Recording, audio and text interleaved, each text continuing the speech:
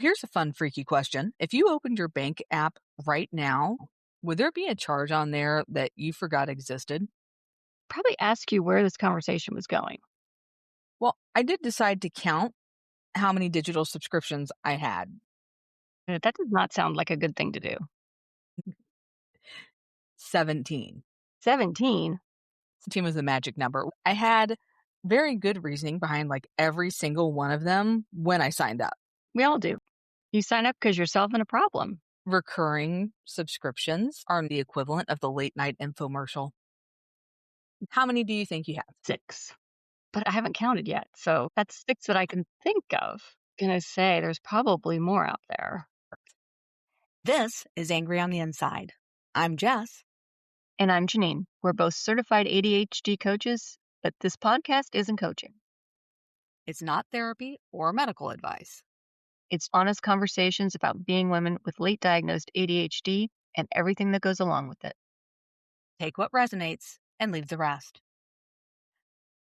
Today, we're talking about the ADHD tax. And I'll be honest, I've never really loved that phrase. It's not funny enough to be funny, and it's not serious enough to be serious. But the idea behind it is very real. The term actually, came out of neurodivergent communities, especially those online and conversations in ADHD spaces where adults started comparing notes about the kinds of expenses that show up when executive function is part of daily life. People started calling it those accumulated costs the ADHD tax. The key word there is accumulated. It's rarely one giant bulk expense. It's all the little ones that stack up over time. And the next thing you know, you're paying $500 worth of subscription fees every single month. That's not even counting all the other late charge things. It can be obvious things. Buying something again because you can't find the first one. Realizing the food you bought earlier in the week never got used. I'm probably worse with the food. Yeah, the week you thought you were going to eat healthy and then you didn't. How much liquefied celery have you thrown out of your crisper drawer? And then you don't put anything in that drawer because it got all grody. You're like, I'm going to clean it out. Just not today. Then 3 months later, when you're buying a bag of oranges, stacking them on top of the gallons of milk because the veggie drawer is still scummy. Ugh. Mine is the lettuce. I always buy the fancy lettuce in the bags because I think I should eat more salads if I have better lettuce. One time near Christmas, I bought one of those heads of lettuce that still have the roots. You put it into the water. I'm awful with plants. For real. This thing lasted for like 2 freaking months. It became my house plant. I was so freaking proud of it.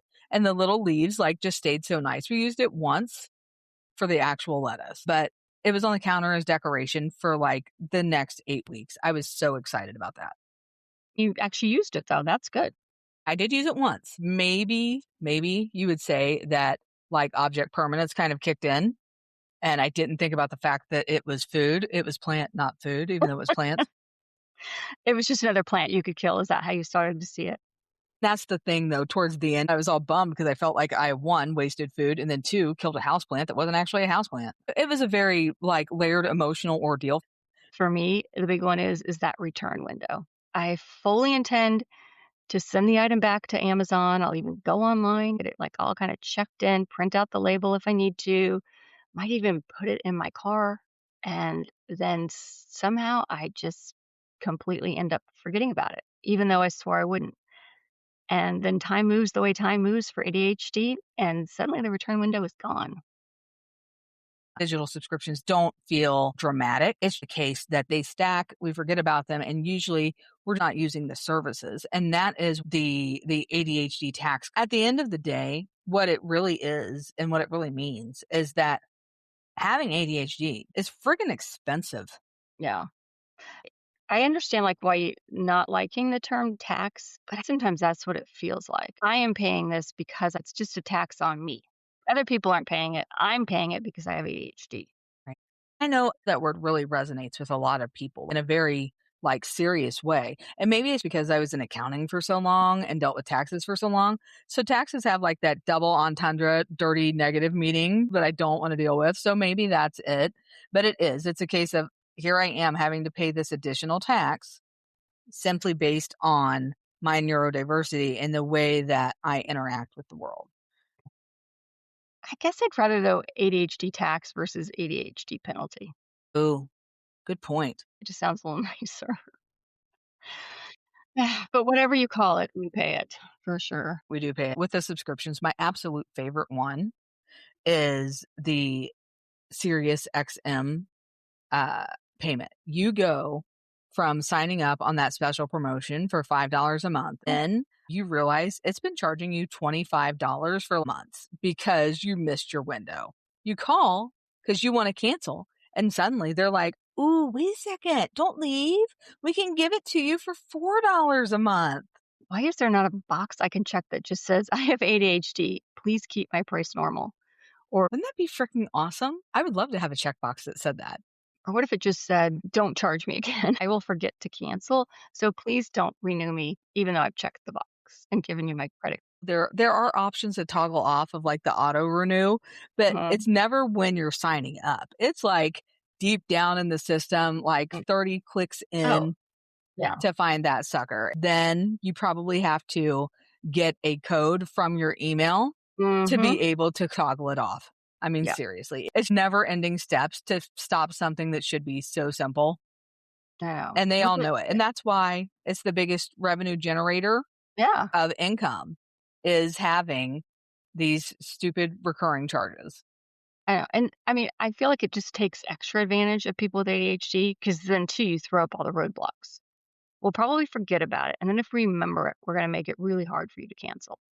Because you know me, I like my English shows, right? So Amazon Prime, you can order channels. I can literally order channels. So, and of course, it's only like $4.99 a month. I'm laying on my bed. I can literally press. It just says you're subscribed. Do you know? In order to cancel that subscription, I have to go on the website, not on my phone. I can't go into the app. I have to go to the Amazon website, and it still takes me like 5 minutes to figure out where I need to be in order to cancel. The chances of me successfully canceling, There's you're frustrated, and then you think, "That's only $4.99," So, we do downplay that. It's just $4.99. I'm not going to call to get it back. I'll cancel next month. When you go to cancel those ones, how about we just put it on hold? Ugh. Are you not using this service? We'll put it on hold for 2 months. The patterns that doesn't show up often is what happens with your bank app. I fall into like one of two modes, constantly checking your bank app, or you suspect the number might freak you out. So you just stop looking. Definitely, that's where some of the more obvious costs people talk about can come from: the bank fees, the overdrafts, the mischarges. Behind it is just usually that avoidance moment.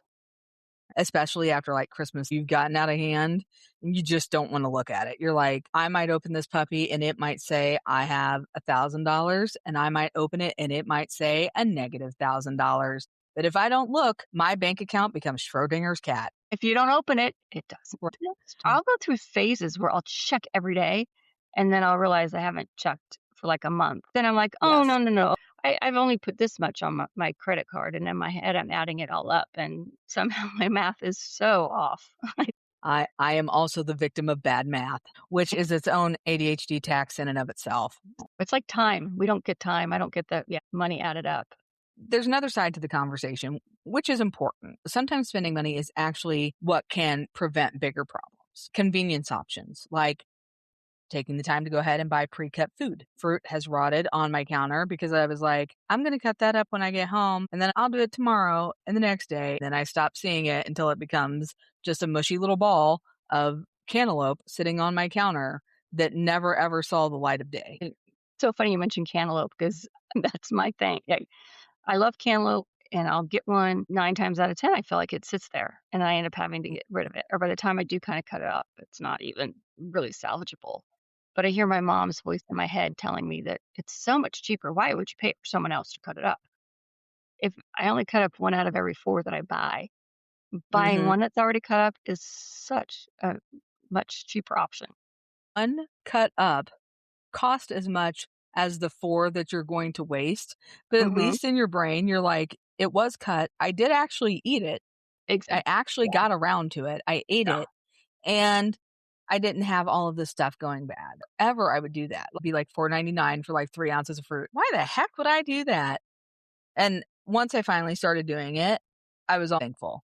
I'll Mhm. pay a delivery charge for food. I'll pay a delivery charge for my groceries to be taken to me. I know I overspend at the store if I have it delivered. there's a way better chance that, at least initially, I'm probably going to eat the food when it gets there because I didn't spend the entire day walking around the grocery store wearing myself out trying to get it together. That makes perfect sense, that mind shift. You just gotta know yourself. It's just easier. This is how my brain works, and I'm just gonna work with it instead of trying to fight with it. Because that's the other thing too. You go to the store, you have all these great ideas, and then you bring all the food home, and you're just like too tired. So that's when the cantaloupe sits on the counter and sits and sits. We think of appointment reminders and we kind of roll our eyes, but they do work to an extent. If you're missing appointments and paying cancellation fees, ask for a text reminder. I have done that. My stylist, they actually started doing texting because so many people were missing appointments. I had missed too, and they did put things into play for like paying cancellation fees. You have to have a credit card on file now. But I don't mind having to put that credit card on file at my salon because I know I'm going to get multiple text messages. Not as many as I get from the freaking local hospital, but still, I get quite a few. Most offices are completely fine with it. Everyone's busy. It solves problems on both sides. Win-win. Win win. These patterns happen quietly in individual lives. People assume that it's just them and they don't realize how many others are navigating the same thing. Once you hear other people talk about it, you can really start to recognize that. Your planners, your journals, your apps. I always felt like those were more of I needed a little dopamine fix, but I guess I can see buying multiple planners and things over and over again and not using them as being an ADHD tax. Do you feel like that's an actual tax? As I turn around and look at the gazillion journals and notebooks that I've never used, I feel like we're kind of more susceptible to marketing because we are kind of looking for the. So if you see something on Amazon or you're at the store and you see this planning journal and it says at the front of it about organize your life in 2 minutes. And once you've done this, you'll never have to do anything again. This journal will help you forever. But we probably might be more because we're searching for the holy grail that's supposed to solve all those problems. I wonder how many things we buy because we think it's a sign, Mm. like it's serendipitous and how much we love serendipity.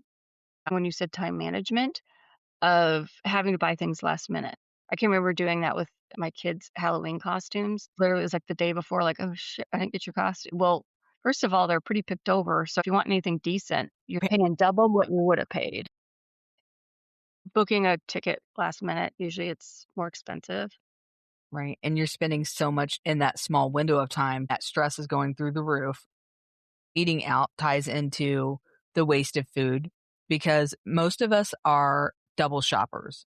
We shop for our groceries and bring them home, and then we decide we are too tired to cook or that we don't feel like cooking, which then we will eat out, have food delivered. We will go out and sit down to eat rather than eat what's in the fridge. Sort of a double whammy. I feel like that was one of the silver linings for me with COVID is I did get really good at meal planning. I wasn't going to the grocery store at 5 o'clock every night trying to figure out what to have for dinner. So I planned meals out, but then there'd always be something that I was supposed to make don't feel like that. I have always wondered when people have like strict, like Monday night we're having pot roast, Tuesday night we're having this. That what if you just don't feel like eating it? Agree. Starting of new hobbies because, you start the hobby, so you Yes. have to have all the new things, right? All the new things. Hmm. And then a lot of times they end up sitting. I love me a dopamine boost off of a new freaking hobby. I Hmm. will pay that tax 10 times over all day long. That is so true. It kind of ties in, I think, with the planner. We have the great ideas like this will be perfect, this will be fun. Right. And I Yeah, think having the idea and building out the idea yeah, to buy it's almost as good or better as doing the thing. right. But yeah, but again, it's those ADHD symptoms that like jump on top of each other. It's the follow through, like the plan. That is Getting, I true. get so excited. You got this new hobby. You're gonna like. I bought this, crappy dresser at a garage sale, and I am gonna. And And then I then buy all the stuff. I've done. I've actually done this before. Bought sandpaper. Bought the new stain. Bought the right. And just yeah. And then I think I bought something for IKEA. but, but I had the best intentions, right? And I was really excited about doing it, and I had the best intentions. And then when the time came, it seemed suddenly much harder than that's my other thing. See, and then that's time management thing. I picture in my head that it's gonna take me an afternoon to do that. Yeah, that's okay. Thinking about a dresser, the follow through. Oh, the time thinking that things would be Oh, quick. yeah, I remember one. I have one, and I didn't see it in any of the research or infographics or anything. I haven't seen this one. Is part of the ADHD tax is not um not attaching a value onto something we have. So we will toss it, Mhm. but then we are way less likely to like buy a piece of used furniture, right? You bought the dresser because it was used, but you had to go and buy all the things because you were Yep, going to yep, make it better, right? right, But if you had the chance to buy a brand new couch or a couch that looked brand new, but was at somebody's house, right? And $500 cheaper, right. I think there's a better chance I'd probably buy the couch that was $500 more expensive and pay for them to bring the couch to my house and pay for them to take away the other couch, which I will never see or benefit, even though it's perfectly fine. Oh, I hadn't thought about that. That's So, yeah, when you could have saved $500 and it was a couch, you didn't have to do anything with it, right? Just move it into your right? house. Right? But it's But a convenience yeah, thing too, right? yeah. That's not as convenient for us because we have to deal with peoples that Oh, like, you know, yeah, I don't wanna you have to whereas negotiate. Ugh. yeah, and then negotiating, Yeah, oh, yeah, that is the worst. I So, know. all Yeah, those things, it's like, you're like, "Oh god," and that is a tax in and of itself. exactly. Yeah, and I'm not a good I've got stuff I always sell it on eBay or, something. Mhm. And it seems like a lot of work for not much money, It is. I've you done know? it. And I guess technically, I mean, I can see, yeah, you're right. There is money on the table that I'm leaving, right? Because I could get something for it. But it just seems like so much. Like my sister's really good at that. She eBays everything. Um, I don't know. But something that rides right along with it is impulsive shopping. It oh doesn't God, matter yes. how much money I have, like, Yeah. there used to be the joke, it was like, no matter how poor I am, I'm always rich at the dollar store, but now it's Yeah, not the dollar store exactly. anymore, so that's out the Yeah. window, Yeah. you know? But I can say, like, if I've got cash in my pocket and it's summertime and I'm rolling past a garage sale, I will hit the brakes, even though I do not need that thing. You need it. You just don't I realize do. it's in the back of the cupboard though. You have it already. Right. Oh, Just yeah, lost it. which brings us back around to buying things that we forgot that we already Exactly. Yeah. owned. The other day with like a pair of shoes. How did I not I mean, I don't have that many pairs of shoes and I basically bought the identical pair of shoes. It was a different brand, but it was, like, pretty much the same. But then instead of returning the brand new ones, I decided to actually like them better than the old ones. So now I've paid for and they were more expensive than the first pair. So, But had you already used the first pair? yeah. I'd Were they worn them. dirty? Yeah. Well, and I had them for over a year and a half. I finally remembered when I bought them. But the new pair I decided was more comfortable, even though they were They're pretty more much comfortable, I know, right? but you know what I mean? It was just like it was kind of I don't even know if I No. needed them. So now I've I think got there's a 2 lot of wasted clothes with the ADHD tax. I can't tell you how many things that I've Oh, purchased, put on, and yeah. then at some point my skin suddenly crawls at the feel of it, Mhm. and I can no longer use it or wear it, and Yeah, it's out the door, that is and true. it's like money lost, Yeah. just tossed away. Well, yeah, So, and you're right, but because you can't not that tag that keeps scratching you in the back. I actually have a right? shirt like that that I like, but I've taken the tag out, but there's, like, some crazy thread there that just drives me crazy, and I stopped wearing it. I But I wondered liked it when so we much I bought in 3 other colors, so that's the other thing I do. nice. I know, I but do now that they're all I too, don't like any of them. So, but that's a time saver one because then it frees up your brain to have capacity because you've got it in multiple colors. You know it works, right? those are hard for yeah. I think that I'm yeah. I think you're onto something on that one. I think clothes is his own category in regards to impulsive spending. Yeah. If this episode resonated for you, send it to the ADHD woman in your life who might also have 17 subscriptions she forgot about. Thanks for listening. And remember, you're not the only one angry on the inside.